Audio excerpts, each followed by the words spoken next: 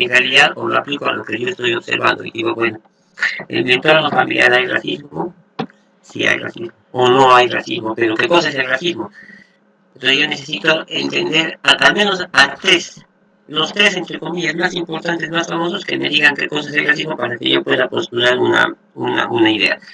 Ahora, en ciencias sociales, profe, a lo poco que yo entiendo de ciencias, porque no entiendo mucho, se plantea así y como son conceptos abstractos, sí necesito la ayuda de muchos otros autores. O sea, no puedo improvisar en lo que vi en la tele o lo que vi en el YouTube, no puedo improvisar. Tampoco voy a leer libros enteros de 500 páginas, pero al menos pequeños ensayos y pequeños artículos que me lleven a eso. Y si eso lo voy a orientar a un tema antropológico como usted me enseñó, necesito revisar historia, ¿no? Ya, entonces, a ver, en la historia del Perú de los últimos 10 años, ¿cómo se ha manejado el racismo? ¿Quiénes han hablado de esto? Ah, ya, ok, porque de repente el problema que yo me estoy planteando ya lo abordó otra persona. O de repente el problema que yo me estoy planteando, lo estoy planteando mal porque desconozco cuáles son los conceptos más concretos y más reales, ¿no? Otro ejemplo, digamos, la concepción de la Biblia, ¿no? Eso también sabemos. Cuando hablan de Adán y Eva y dicen estaban desnudos, no se refieren a la desnudez del cuerpo. Claro que a veces quien lo interprete así, bueno, están desnudos, es una interpretación victoriana. Habrá otros que digan no, se refieren a su desnudez mental, a su desnudez espiritual, a que de ser animalitos han concebido que son personas y se sienten desnudos. Ah, ya, ok, o sea que no se refiere a eso, no se refiere a eso, se refiere a todo. Pero si yo no busco a las personas que hacen este tipo de interpretaciones, yo siempre voy a tener una visión sesgada de que eso es a lo que se refería. Entonces hago una interpretación victoriana y corro el riesgo de escandalizarme y decir, ¿cómo es posible que estas personas hayan dicho eso? No me están engañando, me están mintiendo, pero de repente te estaban tratando de decir otra cosa. Entonces, si tú no consultas esas otras opiniones, esas otras interpretaciones, tú corres el riesgo de estar siempre sesgado en una única línea. Y es ahí, o sea, salir de esa línea es en realidad el planteamiento del problema. Sobre un concepto básico que quieras entender. Ahí me está poniendo la señorita Nancy, el cristianismo está de moda, por ejemplo, el cristianismo, ¿no? O sea, el cristianismo, a ver, Otto Rank, un alemán, él te decía, bueno, pues el primer concepto del cristianismo era el hombre que se hace Dios. Pero luego los romanos capturan este concepto y lo transforman en el Dios que se hace hombre. Pero eso tiene una razón de ser, eso tiene una razón para controlar a las masas. Entonces el pobre, el miserable, siente que al ser miserable, que al ser pobre, que al ser humano, se puede acercar a lo divino. Entonces ya no se siente tan mal por la riqueza que ostenta el otro. Entonces esa tensión entre el pobre y el rico disminuye. Entonces, esa es la evolución del cristianismo, ¿no? Antes vivían en cuevas y luego vivían en palacios. Entonces, ¿cómo te explicas que antes vivían en cuevas y luego de pronto decidieron vivir en palacios? Es justamente esos conceptos, pero si tú solo lees el catecismo y estás ahí encerrado en esa visión tan cuadrada de lo que es el cristianismo, entonces tú no lo entiendes bien, no lo valoras, y tampoco valoras el aporte del cristianismo al desarrollo de la sociedad. Por ejemplo, todo el fundamento de la moral, todito el fundamento, digamos, todo lo que son los derechos del ser humano, los derechos humanos, nacen de la concepción judío-cristiana de que el hombre es un ser divino. De ahí nace el concepto de los derechos humanos, no nace de eso. ¿Por qué? Porque concibes al hombre como algo más que un animal. Y la única religión que te da ese concepto es la religión judío-cristiana. No hay otra. Para todas las demás tú sigues siendo un animalito. Para todas las demás religiones, incluidas el hinduismo o el Buda, tú sigues siendo un animalito. ¿Y cómo planteas el problema? si no conoces, digamos, esto, o sea, si tienes, digamos, la mente cerrada a prejuzgar el cristianismo como algo malo. Porque, bueno, has visto y la tendencia te dice que eso es malo. Ok, pero ¿por qué es malo? ¿Cuándo se ha convertido en algo malo? ¿Cómo influye esta maldad, entre comillas, en lo que yo puedo o no puedo dejar de desarrollar? Entonces planteas un planteamiento. ¿Qué otro tema? Digamos lo de mi compañero, no me acuerdo el nombre de mi compañero que hablaba de la coca, ¿no? Entonces, por eso me animé a sugerirle este libro de los trajines, ¿no? O sea, narcotráfico había desde la colonia. O sea, si lo analizamos, ya había narcotráfico en la colonia. Pero estamos con la mente allá en Colombia y en el tema antropológico del narcotráfico de hoy en día, que bueno, es distinto a lo que era antes, ¿no? Pero ya en ese tiempo era una planta prohibida y su cultivo estaba prohibido y su consumo estaba prohibido. Mire, profe, ya en ese tiempo. ¿Qué otro tema escuchaba a mis compañeros? Para ayudarnos en el tema del problema. Digamos el machismo. Entonces, es un tema complejo, es un tema amplio, porque va de la mano de entender el origen de, del pensamiento judío cristiano, ¿no?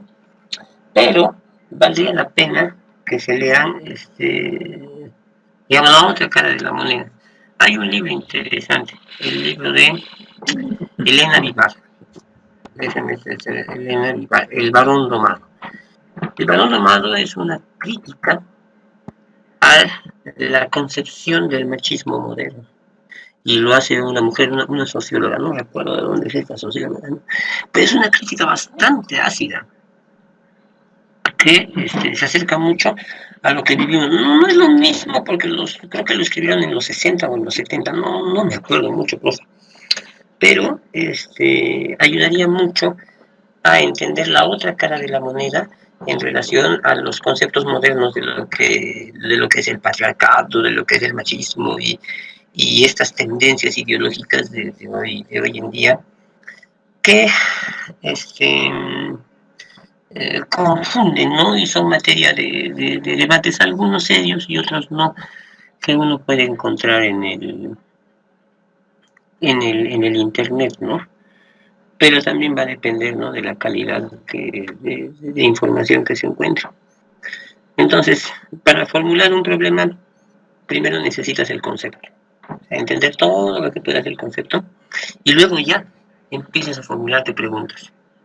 Y esto será así, y esto será así, y por qué decía esto, y por qué esto. Yo de repente tengo una visión distinta por las vivencias que tengo, o no, o de repente concuerdo con el autor A, y estoy en desacuerdo con el autor C, y todo eso lo voy escribiendo, como si se lo estuviese contando a mi hermano, ¿no? Como si le estuviese contando a mi mamá, ¿no? Y ahí nomás nacen las palabras. Y el debate, ¿no? El debate siempre. Claro, el debate, pero ¿cómo debates si no conoces las otras ideas? O sea, la única forma de debatir es si tú conoces las otras ideas y las entiendes, porque corres el riesgo de no entenderlas. Lo que hablábamos de Marx, ¿no? O sea, para entender a Marx tienes que saber de economía, tienes que saber de filosofía y tienes que conocer su biografía. Porque Marx era un tipo complejo. Para empezar, que era políglota. Él hablaba muchos idiomas, tenía una capacidad maravillosa para los idiomas. Pero él era un tipo conflictivo, disperso. Cada vez que escribía, necesariamente escribía una puya, un ataque al enemigo tal. Era un odiador por naturaleza. Así, un odiador, así se ensañaba. Y Hegel era el que escribía por él. Entonces, ¿cuántas de las ideas de Marx eran efectivamente las ideas de Marx y no de Hegel? Esas cositas, ¿no? Entonces, meten Marx a mis compañeros, ¿no? Entonces yo digo, y hay autores más interesantes. Ahora, ¿cómo se relaciona esto con el arte? Porque creo que muchos quieren pensar en el tema del arte. Mira, hablo de Frida Kahlo, ¿no? Hay una tendencia ahora llamada el AMPA arte, o sea, el arte del AMPA. Entonces, poner un plátano en una pared, arte. Apilar basura en un pasillo, arte. Hay un sujeto que apila ladrillos y dice que es arte. Y uno va a la feria de Santo Antico y encuentra esculturas de imaginería maravillosas y son artesanías. A ver, momentito. A ver. ¿Cómo que eso son artesanías y lo otro es arte? Entonces, si yo profundizo el por qué están ocurriendo esas cosas, ya tengo un problema interesante del que hablar. Y puedo relacionar, digamos, la tendencia ideológica de moda con la expresión artística de moda. Ahora, por ejemplo, está de moda la ley del mínimo esfuerzo. Eso significa que ya no existe el culto al esfuerzo o al talento, donde tú te identificas con lo que ves, ¿no? O sea, bueno, pues yo veo 4 cuadrados apilados, entonces digo que eso es arte. ¿Eso realmente es el arte? Poner un plátano en una pared, eso lo puede hacer cualquiera. Pero una obra maestra, incluso como lo que yo veo que dibujan mis compañeros, que es una cosa hermosa, increíble, que amerita estudio, esfuerzo. Hacer una pintura de 20 por 25 son 6, 7 horas de trabajo, a veces 16 horas de trabajo, pero viene un tipo que pone un plátano en una pared y dice que eso es arte. Entonces, habría que entender ese concepto, ¿no? Ahora, ahí hay mucho lavado de dinero, ahí hay mucho de manipulación, sobre todo manipulación, o sea, manipular a las entre comillas masas, no sé si todavía existen masas, para eso, ¿no? A ver, ¿qué me dice Nancy? Hay que entender bien qué es el arte para criticar. Claro, ¿no? Ella dice el arte, qué es arte y qué es técnica. En realidad es una fusión. Cuando yo observo o estudio a los artistas autodidactas, en realidad son muy pocos los que pueden lograr algo que realmente destaque. Realmente destaque, porque mucho de la técnica influye. El problema es que cuando se confunde la técnica con la creatividad, entonces ahí se empieza la desvalorización de muchas obras, porque se suele confundir la técnica de la creatividad. Uno puede tener una técnica maravillosa, mas no creatividad. Y el realismo también implica creatividad, o sea, implica saber qué cosas vas a representar, cómo lo vas a representar. Entonces, como el fotógrafo, ¿no? Cuando apareció la cámara fotográfica, muchos artistas sintieron que habían perdido un espacio en el mercado para sobrevivir con la cámara fotográfica, ¿no? Era un privilegio de muy pocos poder retratarse y tener un retrato para generaciones pasadas, ¿no? Al menos en Holanda es donde había la mayor cantidad de retratistas. Ahora, ganar, digamos, con una cámara fotográfica es complejo, porque la cámara fotográfica capta lo que el ojo humano no puede captar, pero aún así depende del ojo humano y de la interpretación.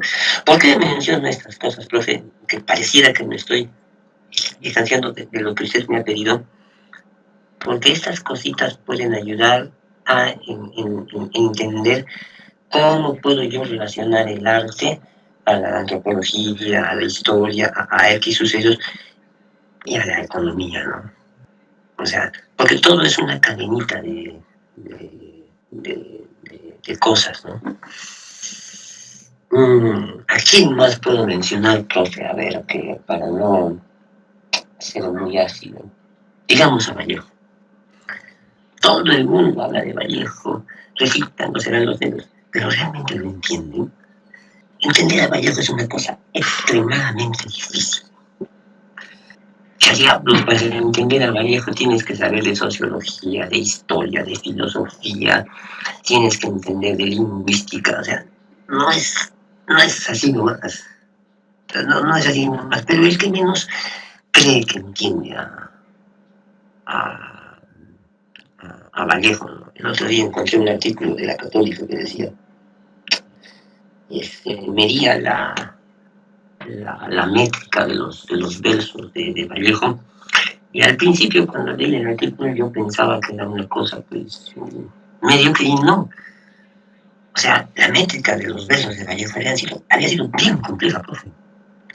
Pero bien compleja, o sea, no es una cosa al azar, es una cosa realmente compleja. Y entendí el valor de ese artículo, ¿no? ¿Por qué los poemas de Vallejo no pueden musicalizarse? ¿Por qué los poemas de Neruda sí pueden musicalizarse? Y eso había tenido mucha relación con lo que había querido tratar de transmitir cada escritor. Solo que, en mi opinión personal, Neruda es inferior a Vallejo. Walt Whitman es inferior a Vallejo. Aún no he encontrado uno que pueda siquiera acercarse al talón de Vallejo. A ver qué me dice Gustavo. Me dice, por algo existe la crítica de arte, claro, pero depende pues de quién critica, porque el arte lo valora el observador. Y si hay un observador que piensa que pisar un insecto en un lienzo es arte, y de repente es una persona entendida, y te puede sacar tres pies al gato y te puede decir por qué efectivamente eso es arte, ¿no? O de repente colocar una piedra en un estante y decir que eso es arte, ¿no? Entonces hay que saber valorar crítica y crítica, ¿no? Como autor por autor, ¿no? En Landino, por ejemplo, tengo un amigo que enseña ahí que había habido tesis hasta de Harry Potter. Una tesis de Harry Potter. El medievalismo, ¿no? Porque es la vuelta, retorno al medievalismo. Algo así, ¿no? O sea, como el Señor de los Anillos, o los elfos, o los hobbits, que son toda una... Es una mitología interesante, ¿no? Pero el tema es que también estamos como atrapados, ¿no? En cierto tipo de corriente ideológica, corriente cultural, ¿no? Indigenismo. Ni siquiera, profe, ni siquiera todos, porque ¿sabe qué? Pues en los cursos de dibujo que yo hago con mis compañeros, siempre los veo y están dibujando calaveras, o siempre es el demonio, o un desnudo, ¿no? Cosas así, ¿no? Entonces yo digo, como que están atrapados ahí, no dan un salto, ¿no? Pero no es porque no quieran, es porque tampoco les dan las herramientas para dar ese salto, ¿no? O sea no les dan las herramientas para dar ese salto a algo más interesante. Un ejemplo, a usted que le gustan las películas. Si uno observa las películas gringas, es el mismo argumento. Una y otra vez. Y son aburridas porque son realmente predecibles. El cine latinoamericano no, porque a falta de recursos para efectos especiales se ven obligados a crear un argumento.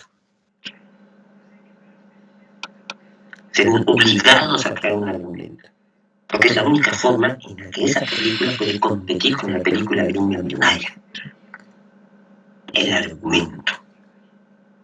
A ver, ¿qué me dice que la evolución en arte?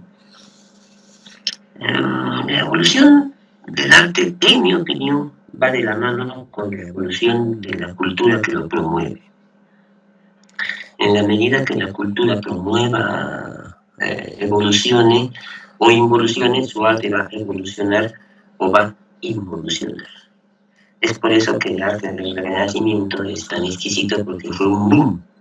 fue una curva ascendente donde perseguían percepción, conocimiento, la belleza por la belleza. Eso no significa que en nuestros tiempos no se haya dado también esa tendencia. Sí, pero también hay un pico, ¿no? Un pico de donde llegan al máximo y luego caen, ¿no? Esa es la teoría de la entropía. En física le dicen entropía. Si llegas al punto máximo de acumulación de energía y luego caes. Ellos me preguntan a qué se refiere con el salto. Me refiero a que lo que te explicaba del cristianismo, ¿no? O sea, hay una falsa concepción de lo que es el cristianismo y de la real influencia del cristianismo en la sociedad occidental y en parte de las sociedades orientales. Pero si tú no conoces más allá de eso, entonces tú te vas a quedar atrapada en la visión del cristianismo que te han podido enseñar en el colegio, en la parroquia, o lo que escuchas de los detractores del cristianismo, de los críticos del cristianismo, que se enfocan más, digamos, en las teorías o en las ideas que promueven las sectas, ¿no? Hay sectas que ponen de unión de varón con varón, esa abominación y cosas, ¿no? Entonces la gente entiende que eso es el cristianismo. Y eso no es el cristianismo.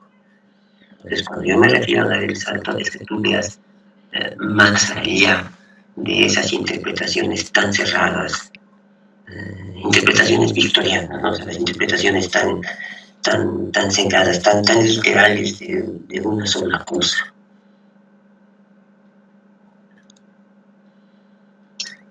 Quería comentar algo.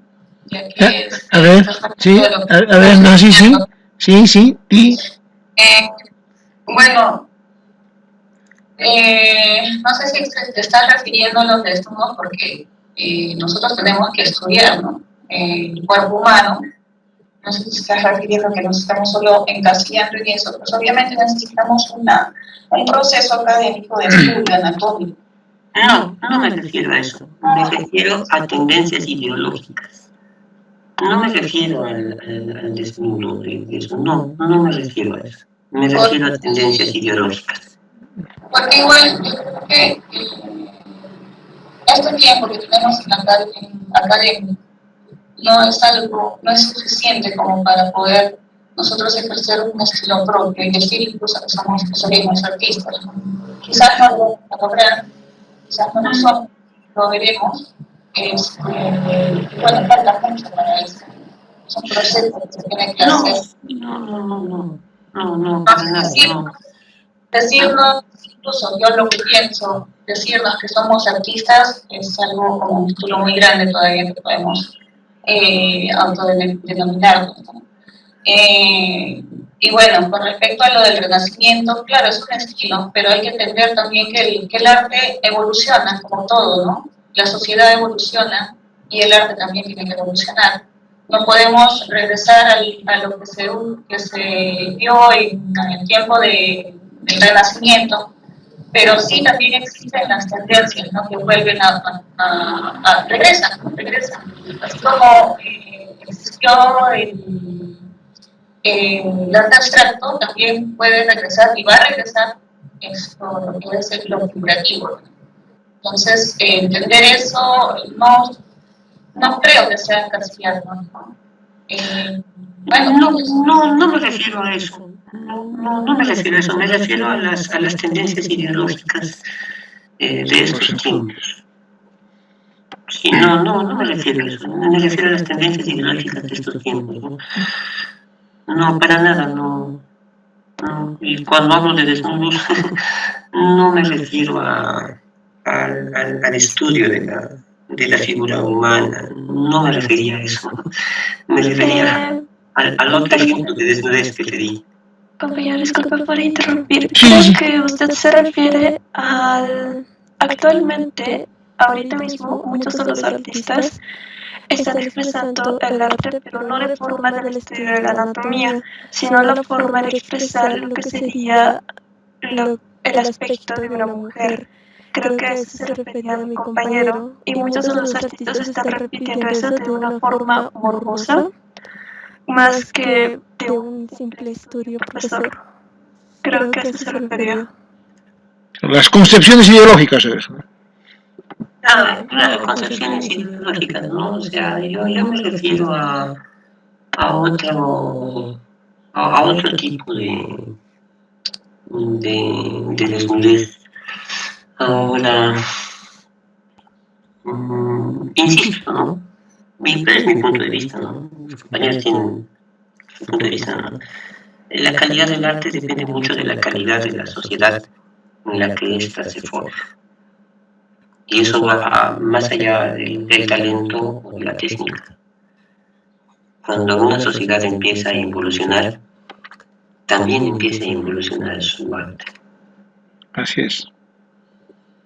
Y en mi opinión muy personal, yo creo que los últimos 20, 30 años sí estamos viviendo una involución acelerada. Pero es mi punto de vista. Y también eso porque en la parte conceptual, el pensamiento, también estamos involucionando, ¿no? Todo, por ejemplo, la política, la economía, el pensamiento, está involucionando, ¿no? Ya no hablamos de ideas, de propuestas, hemos llegado a una instrumentalización, ¿no? También una anomia a una sociedad líquida, como dice Bauman, ¿no? Claro, ¿no? Acá mis compañeros están conversando en el chat y sí, ellos tienen mucha razón, tienen ideas bien claras sobre lo que es o bueno, sobre los conceptos que ellos tienen del arte, ¿no? Involucionamos, eso es posible, no es algo natural, o sí, no, sí es posible. Sí es posible. Son ciclos, ¿no? Son ciclos, ¿no? Exacto, y son ciclos.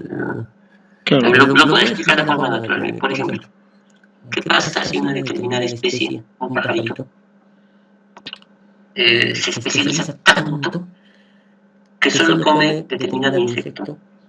Y este insecto solo vive en determinado árbol y este árbol depende de determinada planta. Y solo crecen a determinada altura con determinadas condiciones de luz, de sol. Yo corto el árbol y ese animalito súper especializado ya no puede adaptarse.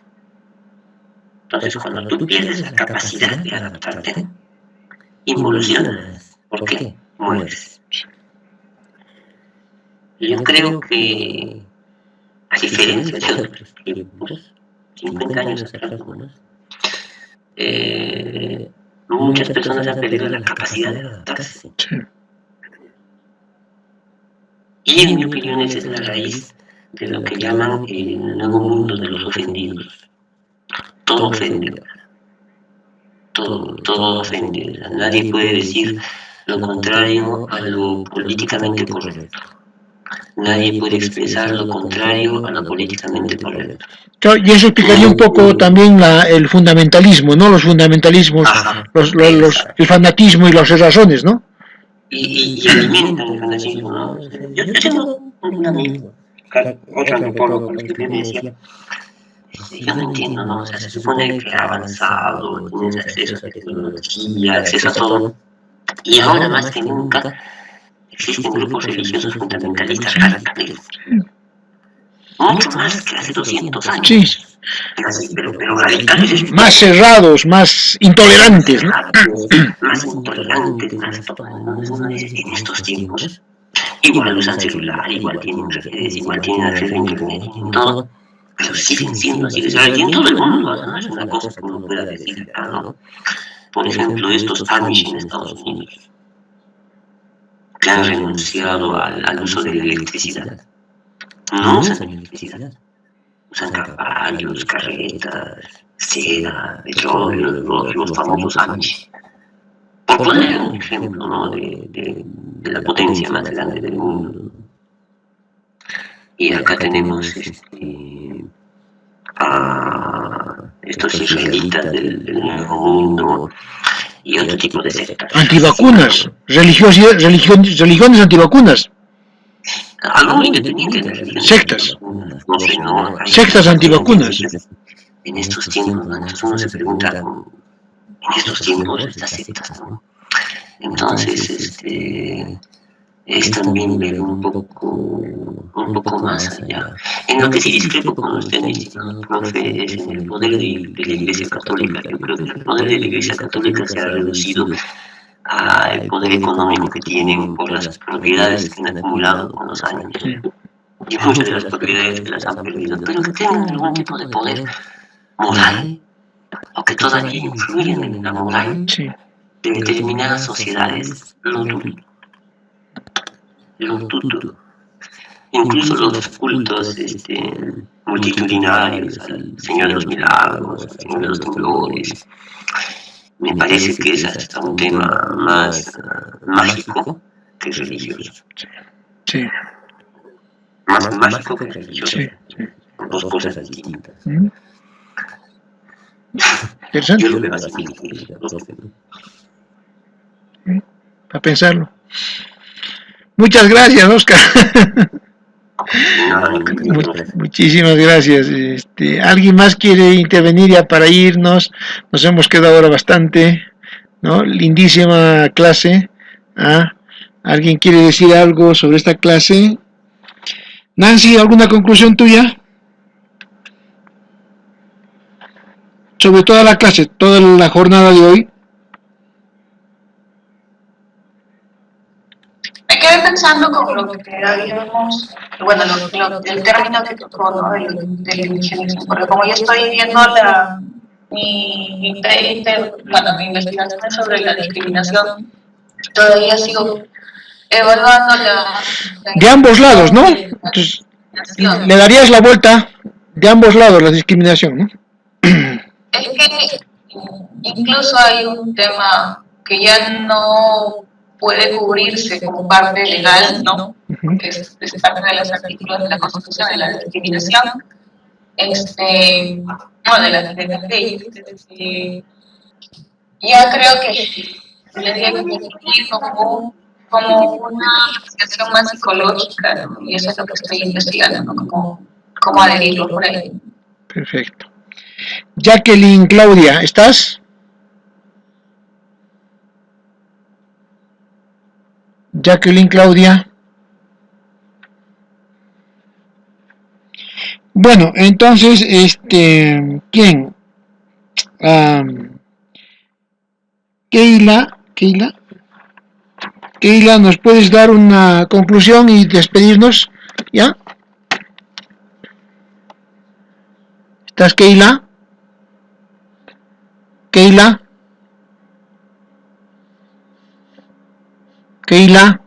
para irnos ya. Keila. O tú, Diana, nos das una conclusión y un despido.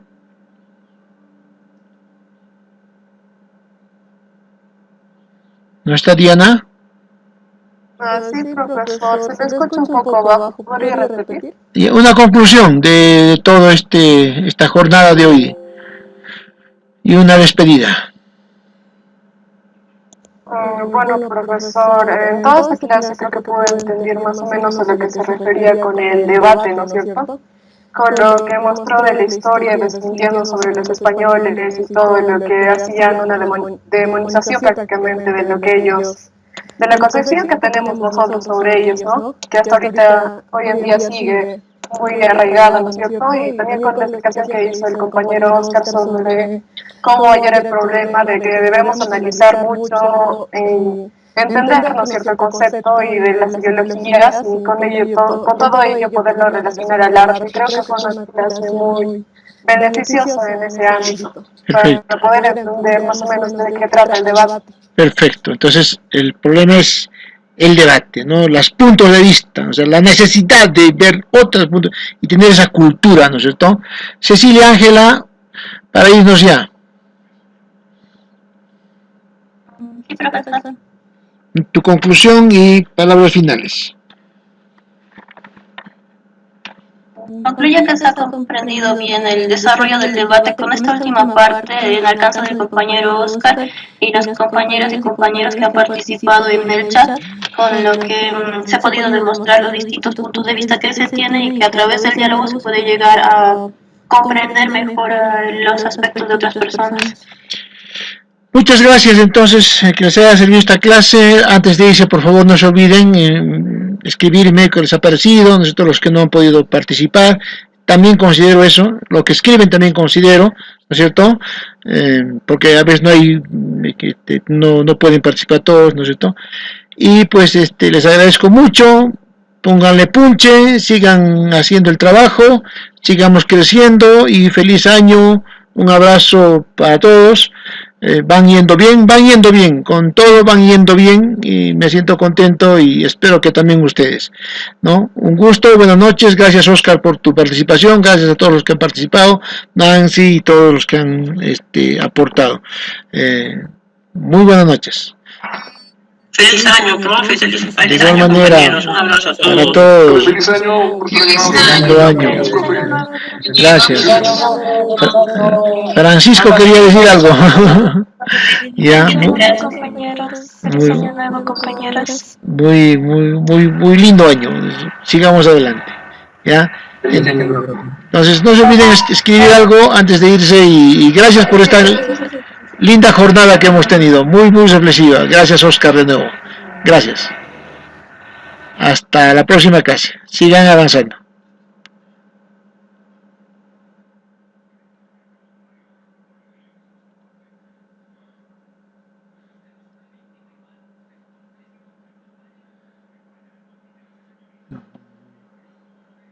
Ya, puedes aumentar.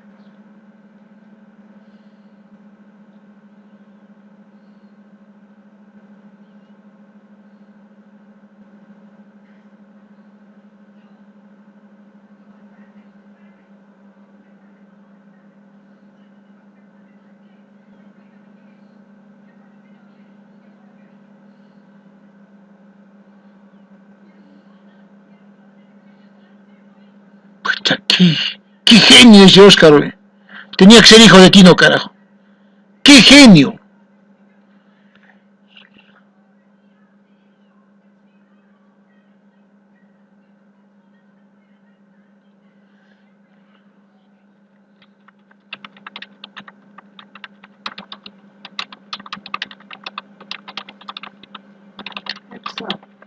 nos ha dado toda una lección hoy de historia.